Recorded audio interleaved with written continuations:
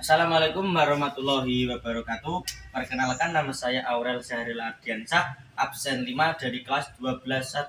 Video ini saya akan menjelaskan tentang Wali Songo, yaitu yang pertama biografi Wali Songo, yang kedua adalah strategi dakwah Wali Songo, yang ketiga adalah peran Wali Songo terhadap peradaban Indonesia, dan keempat adalah teladan spiritual dan intelektual dari Wali Songo. Ikuti video saya selanjutnya.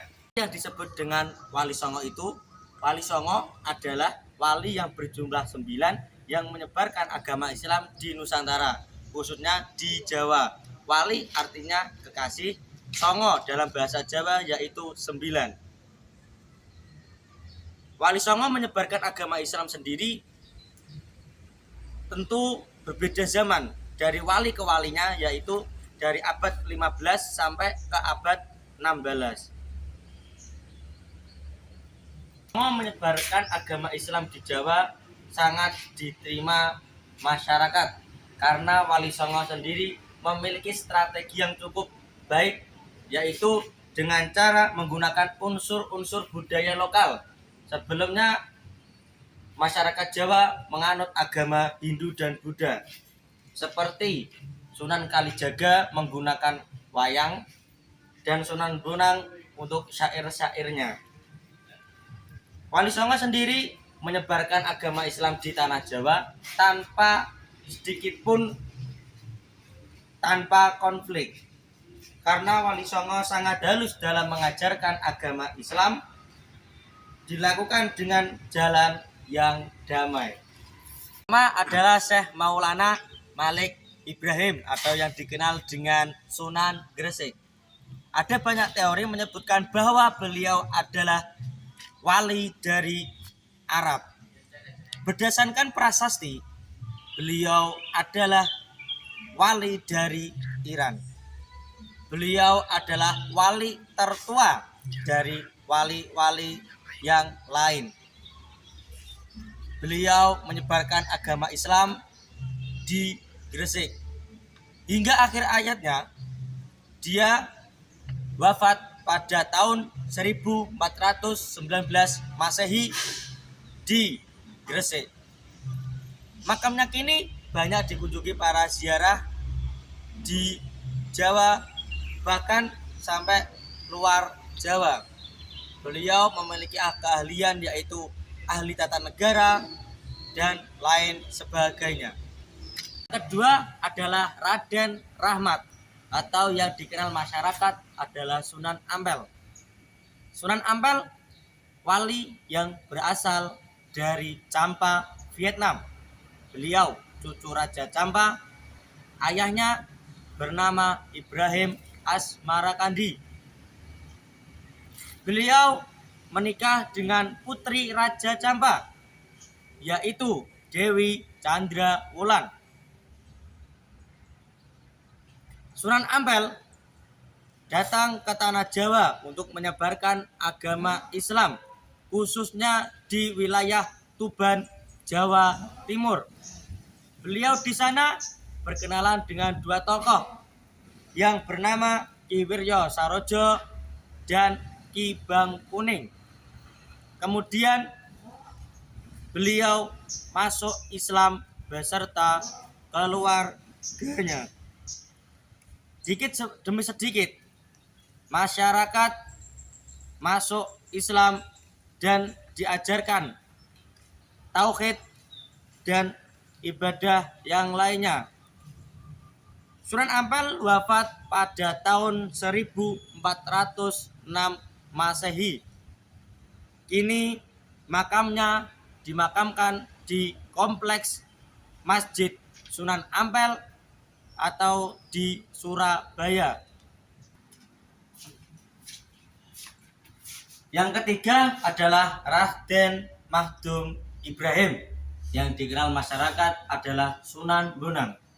Sunan Bonang adalah putra dari Sunan Ampel dari istri Dewi Chandrawati.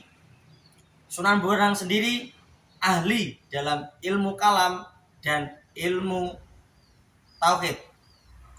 Sunan Bonang banyak belajar di Pasai.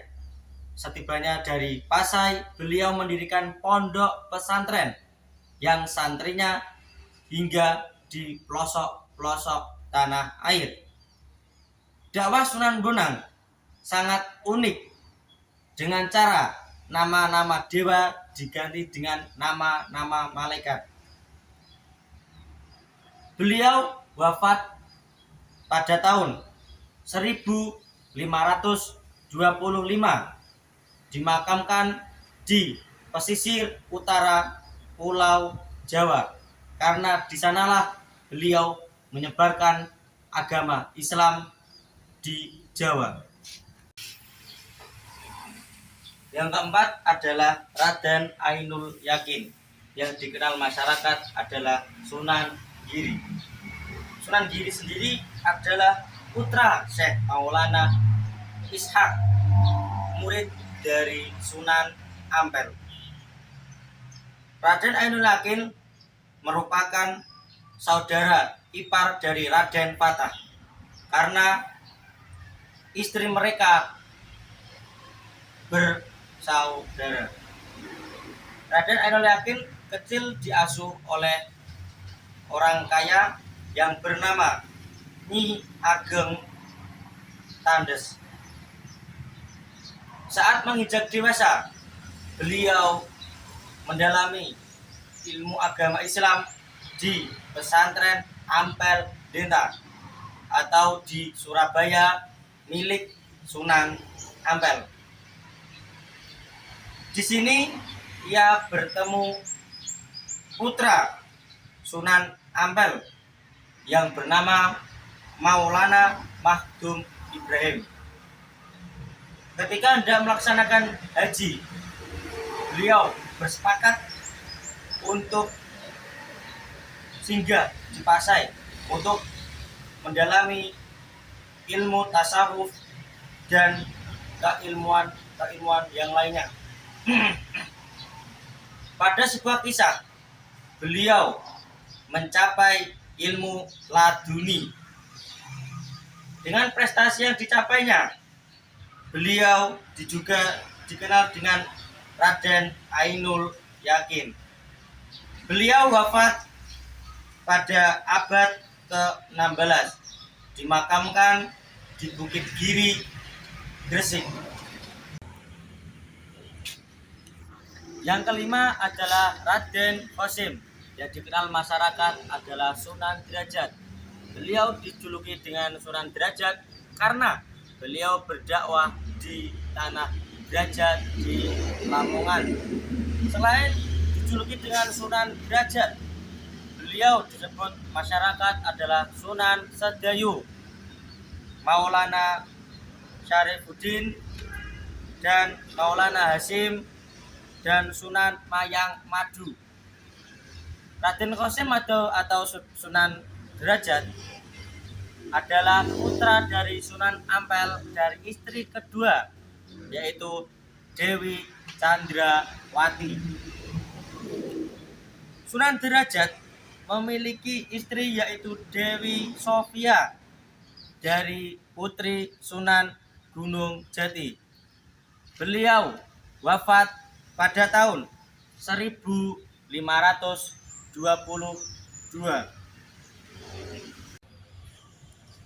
Yang keenam adalah Raden Ja'far Shadiq atau dikenal masyarakat Sunan Kudus atau Sunan Undung. Beliau dijuluki Raden Amir Haji karena beliau adalah pimpinan jamaah haji atau Amir. Beliau dikenal sebagai pejuang yang cerdas, yang luas, dan mendalami keilmuannya. Sunan Kudus merupakan putra dari Raden Usman Haji yang menyebarkan agama Islam di Panolan Jipang di Blora, Jawa Tengah. Sunan Kudus memiliki garis keturunan sampai Nabi Muhammad SAW. Sunan Kudus juga dikenal dengan julukan Wali Al-Ilmi atau dikenal dengan menguasai ilmu-ilmu agama Islam. Contohnya adalah ilmu fikih, usul fikih, hadis, tauhid, serta logika. Beliau di Kesultanan Demak dipercaya sebagai panglima perang, menjadi pemimpin dan menjadi pemerintahan di Kabupaten Kudus dan sebagai pimpinan agama. Beliau wafat pada tahun 1550 Masehi. Beliau dimakamkan di sekitar komplek Masjid Menara Kudus. Yang ketujuh adalah Raden Mas Said atau dikenal masyarakat dengan Sunan Kalijaga. Sunan Kalijaga lahir di Tuban, Jawa Timur. Nama Sunan Kalijaga diambil sebuah kisah dari Sunan Bonang. Sunan Bonang merupakan guru dari Sunan Kalijaga sendiri. Sunan Kalijaga diperintah Sunan Bonang untuk bertapa di pinggir sungai dalam kurun waktu bertahun-tahun. Disitulah Raden Mas Said memiliki nama Sunan Kalijaga. Sunan Kalijaga memiliki ayah yang bernama Raden Suhur Tumenggung Wilwatiko yang berketurunan Ronggolawe yang beragama Islam dan menjadi Bupati Tuban. Istrinya bernama Dewi Nawang Rum. Sunan Kalijaga merupakan wali yang asli dari orang Jawa atau Nusantara. Beliau wafat pada abad khususnya abad 15, dimakamkan di Desa Kadilangu, Demak, Jawa Tengah. Yang kedelapan adalah Raden Umar Said atau dikenal masyarakat dengan Sunan Muria. Sunan Muria adalah putra dari Sunan Kalijaga yang beristri dengan Dewi Saro. Sunan Muria semasa kecil ia dipanggil Raden Prawoto. Sunan Muria menyebarkan agama Islam di puncak Bukit Muria.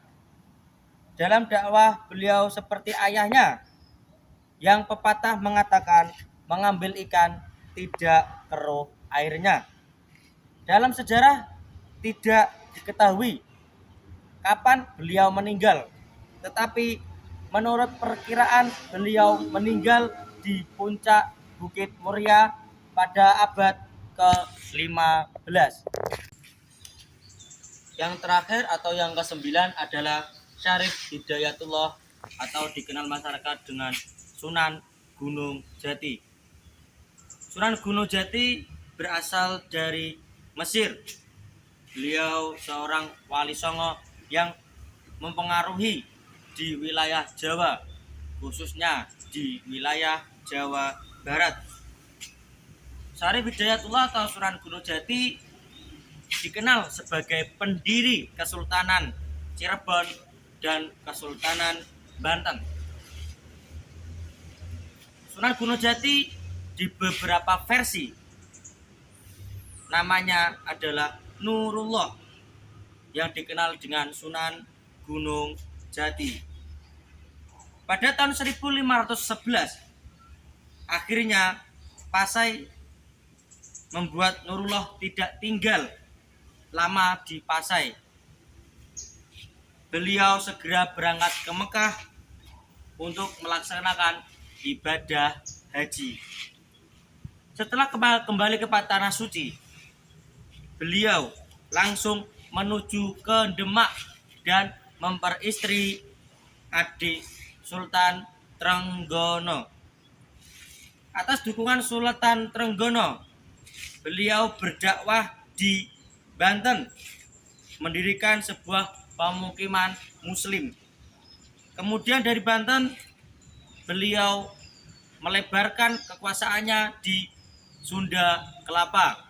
Akhirnya Sunda Kelapa dijuluki dengan Jayakarta. Di Banten dia meninggalkan putranya yaitu Hasanuddin untuk memimpin di Kesultanan Banten. Sunan Gunung Jati wafat pada tahun 1570 di Cirebon.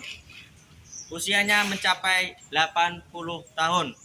Makamnya kini dimakamkan di Kompleks Pemakaman Wukir Sabta Pangga di Gunung Jati, Cirebon, Jawa Barat. Selanjutnya saya akan menjelaskan tentang strategi dakwah Wali Songo dalam menyebarkan agama Islam di Nusantara. Yang pertama adalah Sunan Gresik. Sunan Gresik mengambil strategi dalam berdakwah adalah mendekatkan kekeluargaan dengan menawarkan putrinya untuk dinikahi oleh Raja Majapahit. Upaya ini rupanya cukup tidak berhasil karena sebelum sampai tujuan, rombongan terkena penyakit hingga sampai meninggal. Tetapi demikian, Sunan Gresik tidak patah semangat untuk menyebarkan agama Islam.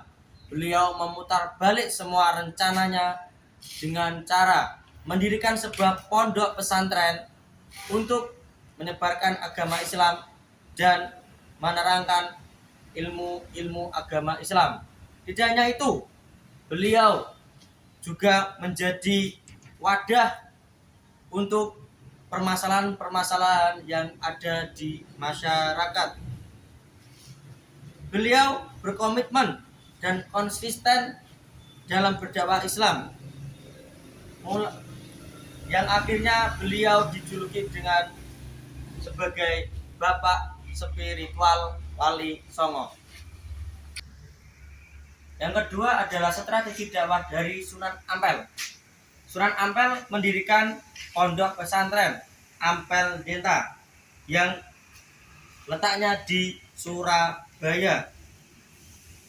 Sunan Ampel mendirikan pondok pesantren adalah sebagai wadah untuk sebagai lembaga pendidikan untuk mendidik kader-kader dai muda yang akan menyebarkan Islam di tanah Jawa. Seperti muridnya yaitu Sunan Bonang dan Sunan Derajat.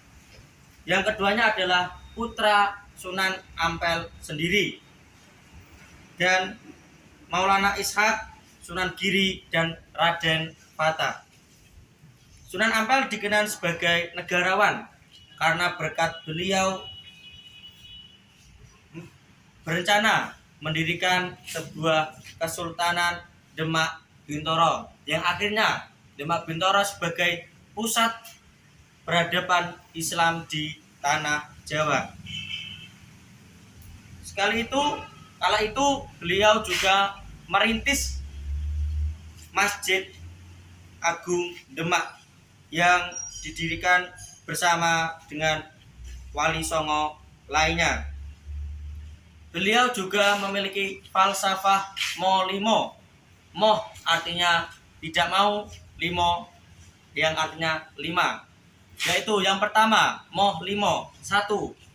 Moh mabuk artinya tidak mau minum minuman keras. Moh main atau tidak mau berjudi. Moh madon atau tidak mau berbuat zina. Moh madat tidak mau memakai narkoba, dan moh maling tidak mau mencuri. Beliau juga bisa mengakulturasi budaya atau mencampurkan budaya seperti kata langgar.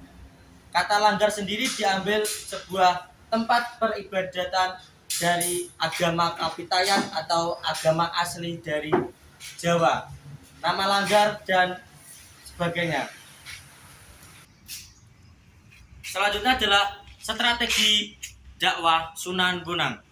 Sunan Bonang memperhatikan masyarakat bahwa masyarakat kental dengan budaya. Maka dari itu Sunan Bonang untuk strateginya mengambil jalur akulturasi budaya, yaitu dengan pewayangan.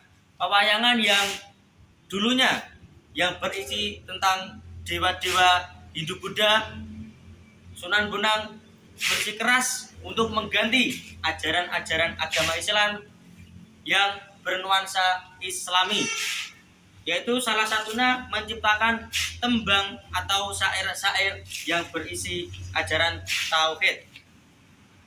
Salah satu ciptaan Sunan Bonang yaitu adalah tembang Durmo dan sejenisnya. Karyanya berupa catatan-catatan pengajaran Sunan Bonang dikenal dengan suluk Sunan Bonang. Di antara karya yang lain yaitu Sekar Dharma Wulan, Primbon Bonang 1 dan 2. Selanjutnya adalah strategi dakwah Sunan Giri. Sunan Giri mengambil langkah untuk menyebarkan agama Islam, yaitu seperti pada umumnya, yaitu mendirikan sebuah pondok pesantren yang diberi nama Pondok Pesantren Giri Kedaton. Pondok pesantren ini berbasiskan dalam menyebarkan agama Islam.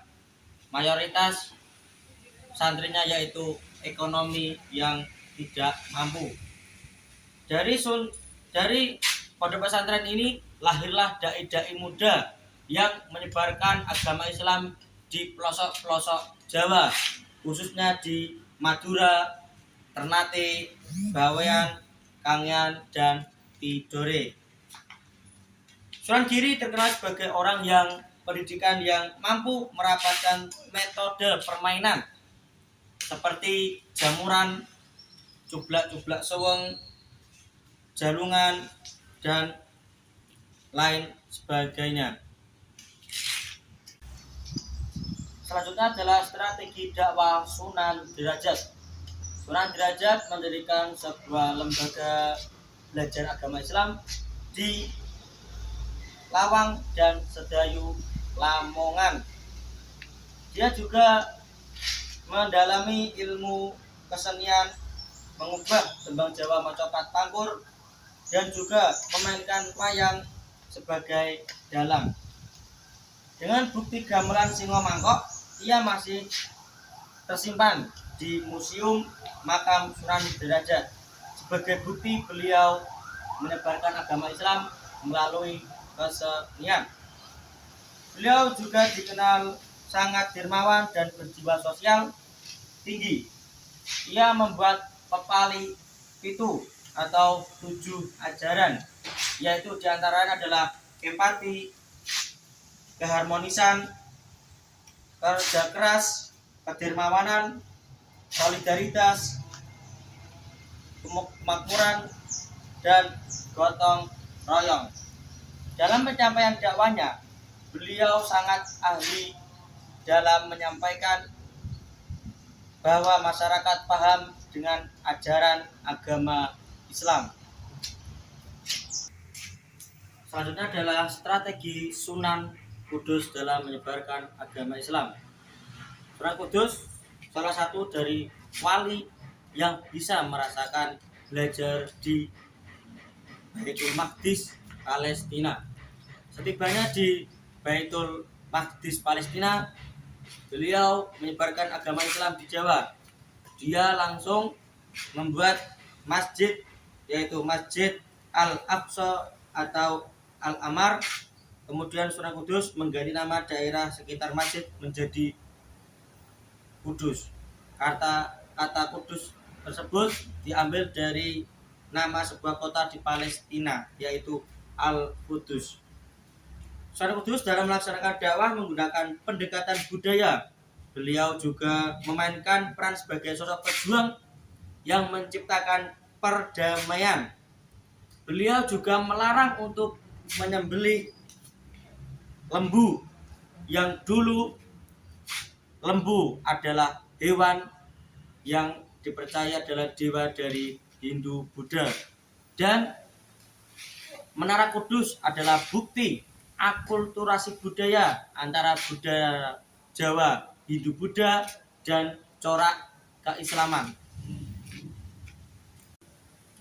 Selanjutnya adalah strategi Sunan Kalijaga dalam menyebarkan agama Islam di tanah Jawa, khususnya di Jawa Tengah. Sunan Kalijaga dikenal sebagai seorang wali yang berjiwa besar. berperan dengan luas, berpikiran tajam, intelek cerdas dan kreatif, inovatif dan dinamis. Serta dia berasal dari suku asli Jawa. Beliau memanfaatkan budaya-budaya Jawa yang sudah tersebar di masyarakat. Dia sangat mudah dalam menyebarkan agama Islam, mulai dari rakyat bawah hingga rakyat atas. Sunan Kalijaga sangat berjasa dalam penyebaran agama Islam dan banyak meninggalkan sebuah karya, yaitu akulturasi budaya. Contohnya adalah cerita dalam pewayangan yang berisikan Islami, khususnya yang bertemakan akhlak atau budi pekerti. Hobi masyarakat Jawa terhadap wayang dapat dimanfaatkan untuk beliau dalam menyebarkan agama Islam dan dipahami oleh masyarakat Jawa. Dalam bidang budaya, Sunan Kalijaga sendiri membolehkan pembakaran menyan yang dulunya adalah sebagai penyembah dewa, tetapi Sunan Kalijaga menggantinya untuk wewanginan di ruangan.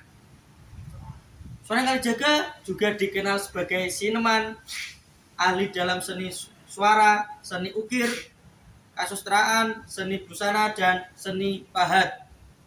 Salah satu karya seni Sunan Kalijaga adalah dalam seni batik, yang menjadi salah satu ajaran etnik Sunan Kalijaga melalui corak batik. Selanjutnya adalah strategi dakwah Sunan Muria. Sunan Muria memiliki keahlian dalam berdakwah, bahkan beliau sangat unik dalam menyebarkan agama Islam, yaitu menjadikan desa-desa terpencil sebagai medan dakwahnya. Sunan Muria dikenal sebagai wali yang lebih gemar dalam berbaur dalam masyarakat, dikenal dengan topo ngeli yang menyatu dengan masyarakat pedalaman. Sunan Muria memberikan pengajaran kepada masyarakat di sekitar Gunung Muria dengan mengadakan kursus-kursus para pedagang, nelayan, ataupun masyarakat kecil lainnya. Akulturasi budaya yang diterapkan Sunan Muria antara lain yaitu kenduri atau bancaan atau kondangan atau sesajen yang sebelumnya untuk peribadatan dalam agama Hindu Buddha, dan pemeringatan kematian 3 dino, 7 dino, 100 dino, dan 1000 dino. Dan beliau juga mengajarkan bagaimana bermasyarakat dan bagaimana dalam bertahan hidup, seperti bercocok tanam dan bagaimana cara hidup yang baik secara Islami. Selanjutnya adalah strategi dakwah Sunan Gunung Jati. Sunan Gunung Jati banyak menghabiskan sebagian waktunya untuk berjihad, menyebarkan agama Islam, dan akhirnya dia melawan dan mengusir Portugis di bumi Indonesia dengan cara Kesultanan Banten dan Demak disatukan untuk menyerang keberadaan Portugis di Indonesia. Tetapi pasukan Islam mengalami kekalahan yang sangat fatal. Namun berikutnya, ketika Portugis mendarat di Sunda Kelapa, pasukan Islam berhasil menumpas perlawanan pasukan Portugis dan akhirnya Sunda Kelapa diberi nama Jayakarta. Sunan Gunung Jati dikenal sebagai peletak fondasi negara Islam modern dengan bukti berkembangnya Kesultanan Banten sebagai negara yang maju pada tahun 1650 hingga 1680.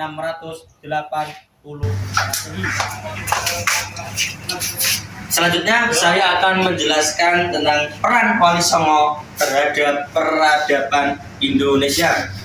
Dakwah Islam pada masa awal lebih bertumpu pada usaha para saudagar secara perorangan. Namun ketika saudagar memasuki keraton atau kerajaan, dakwah Islam berkembang pesat. Karena sebagaimana jika raja masuk Islam bahwa rakyatnya harus memeluk agama Islam, sehingga penyebaran Islam yang dilakukan para pedagang tersebut sangat berkembang pesat. Hal itu memberi kontribusi yang sangat besar bagi perkembangan agama Islam dan sekaligus kebudayaan di tanah Indonesia. Contohnya dalam bidang pendidikan, para wali songo mendirikan pondok pesantren atau lembaga pendidikan bernuansa Islami. Keberadaan pesantren atau masjid dalam dakwah menjadi dasar terbentuknya lembaga pendidikan di Indonesia. Selanjutnya, dalam bidang seni arsitektur, Wali Songo mengutamakan akulturasi budaya atau percampuran budaya antara agama Islam, agama Hindu-Buddha, dan tanah atau budaya di Jawa. Seperti contoh pembangunan masjid, yaitu Masjid Agung Demak dan Masjid Agung Kesukuan Cirebon, dan masjid di Kudus seperti Menara Kudus, itu termasuk akulturasi budaya. Keindahan arsitektur maupun ornamennya merupakan khasanah kebudayaan yang harus dijaga kelestariannya, karena merupakan peninggalan para wali-wali terdahulu. Karena itulah, dengan akulturasi budaya, masyarakat bisa menerima dengan keberadaan arsitektur-arsitektur yang ditinggalkan oleh para wali. Selanjutnya, dalam bidang seni dan budaya, para wali menyatukan budaya seperti wayang yang mengisikan yang dahulunya Hindu-Buddha yang diganti tradisi ajaran Islam. Kita mengenal di Jawa kesenian wayang yang berdasar cerita Hindu-Buddha yang diganti dengan nuansa Islami. Wayang merupakan peninggalan tradisi lama dan diolah dan diterjemahkan kembali oleh para wali dengan mengganti isinya dengan ajaran Islam. Selanjutnya, dalam bidang politik sendiri, ketika kerajaan-kerajaan Islam mengalami masa kejayaan, banyak sekali unsur-unsur politik Islam seperti pengaruh dalam penasihat kerajaan. Disitulah peran Islam dalam kerajaan-kerajaan di Indonesia. Contohnya di Aceh Darussalam dan Kerajaan Islam Mataram. Di samping itu, pada kota-kota wilayah Indonesia banyak mengadaptasi sistem tata kota yang bernuansa Islami, memadukan antara keraton sebagai tempat aktivis pemerintah dan masjid sebagai tempat ibadah, pasar sebagai pusat ekonomi masyarakat, dan alun-alun sebagai perkumpulan masyarakat. Selanjutnya, saya akan menjelaskan teladan spiritual dan intelektual dari Wali Songo. Wali Songo memainkan peran besar dalam penyebaran agama Islam. Tidak hanya menyebarkan agama Islam, beliau juga sebagai teladan spiritual dan intelektual untuk menjadi dasar negara Indonesia. Hal tersebut dibuktikan dari karya-karya mereka dalam menciptakan lagu, cerita wayang, dan simbol-simbol agama lainnya. Mereka juga menguasai dunia kesenian, teknologi, dan tata negara. Contohnya, Raden Fatih menjadi raja dan Sunan Kalijaga sebagai penasihat kerajaan. Ia menjadi tempat bertanya bagi raja, terutama dalam masalah-masalah keagamaan maupun politik. Dalam menjalankan dakwah, Wali Songo lebih mengedepankan kearifan lokal budaya, karena dalam penyebaran agama Islam tidak melupakan kearifan lokal budaya setempat. Begitulah para masyarakat menerima dengan baik para wali-wali Songo untuk menyebarkan agama Islam. Bahkan tidak jarang seni dan tradisi setempat dijadikan media dakwah untuk menarik masyarakat dalam masuk Islam. Contohnya yaitu satu, semangat yang tinggi dalam menyebarkan agama Islam. Yang kedua adalah keikhlasan para wali untuk menyebarkan agama Islam. Yang ketiga, keberanian para wali dalam melindungi dan mempertahankan wilayah-wilayah agama Islam dari penjajah asing. Dan kualitas spiritual para wali yang sangat mumpuni. Yang kelima, kemampuan para wali dalam melihat situasi umat dan cepat menemukan solusi yang kemajuan dakwah untuk kemajuan dakwah Islam. Yang keenam adalah cara dakwah yang sangat dipahami oleh masyarakat. Yang ketujuh adalah solidaritas yang sangat tinggi untuk mencapai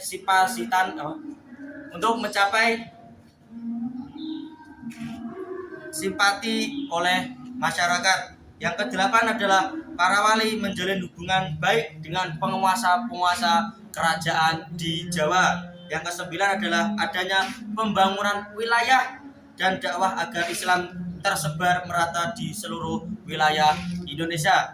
Itulah teladan spiritual dan intelektual dari Wali Songo.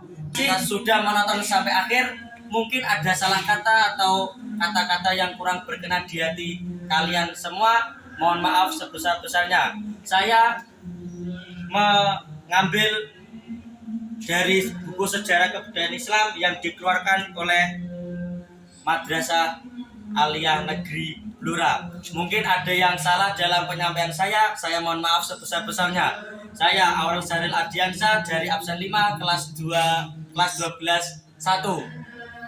Wassalamualaikum warahmatullahi wabarakatuh.